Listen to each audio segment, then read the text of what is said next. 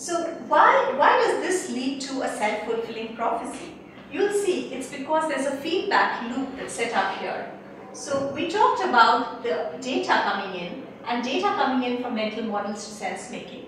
What we haven't yet talked about is that when we make sense of something, when we process something, the information, the influence goes this way as well. The way we build our mental models, our beliefs, our ideas is also through the process of sense making. So here you see what is set up is a feedback loop that is self-reinforcing. What does this mean? It means that initially, for some reason, we let in certain data, we make sense of it, we form a belief, an idea, a hypothesis about ourselves, about another person, about the world, it could be anything. An association, which then becomes a belief in our minds and gets ingrained into our mental models. Once that belief is formed, that belief, because of confirmation bias, starts influencing the way we are letting in more information to come into our sense-making process. So we only allow that information which will reinforce the belief, and thereby we strengthen that belief. So the initial belief that we started out with gets reinforced over time. Every time this loop works, it gets more and more reinforced. The stronger the belief is, the stronger the confirmation bias, the more evidence we let in to reinforce the belief. Now, I mean, this sounds like a theory, right? It sounds like a model of information process. It sounds very scientific.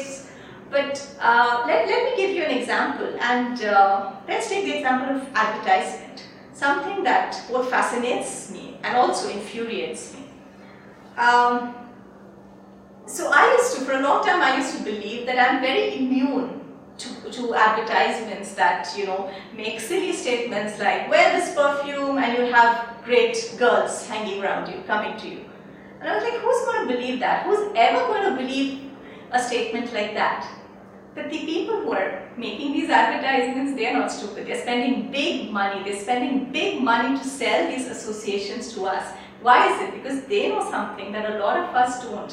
They know the secret. They know the secret of the self-fulfilling prophecy. So what happens? They put a random association in your mind. Wear this perfume and you'll have beautiful girls around you. Might sound stupid, but they just put that in your mind. So it's somewhere there in your mental models, as a weak belief. Now, what did we see about the ability of even weak beliefs to trigger confirmation bias? Think back to the experiment that we just did.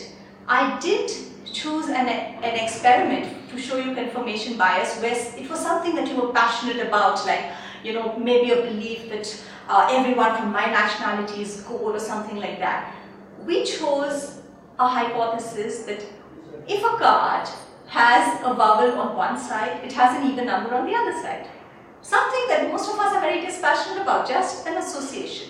But once that association was told to you, it was there as part of your mental models, confirmation bias kicked into action. That's exactly what happens. So the same example, wear this perfume and you will have beautiful girls around you, right? It's there in your mind. They just plant it through the initial advertisements. What happens?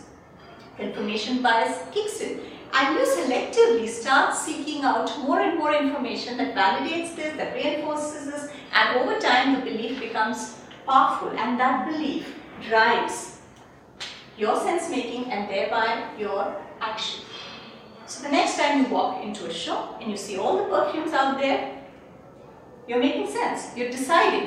Decision making is part of sense making, part of processing, and you automatically get tempted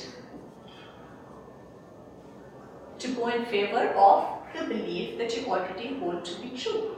So this is how the loop of beliefs actually starts translating into our actions.